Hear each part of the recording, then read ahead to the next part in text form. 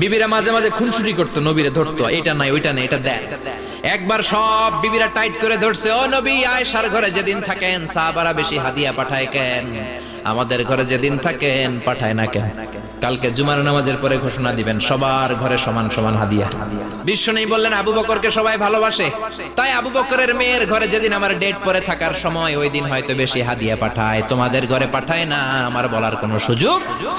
বিবিরা কয় না, আপনারে বলতেই হবে। নবী কয় আমি পারবো না, বিবিরা কয় পারবেন। ইন দ্য মিন টাইম দরজার পার থেকে কে যেন সালাম দিল, আসসালামু আলাইকুম ওয়া রাহমাতুল্লাহ। বিশ্বনবী বললেন ওয়া আলাইকুম আসসালাম।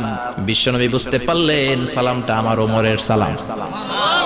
বিশ্বনবী সালামের উত্তর দিয়ে বিবিদের দিকে তাকায়, দেখে একটা বিবি ওর সামনে নাই, সব উদাও, ভ্যানিশ হয়ে গেছে। ওই যে ওমর, সুবহানাল্লাহ পড়বেন না? এই জন্য ওমরকে শয়তানও ভয় পেত।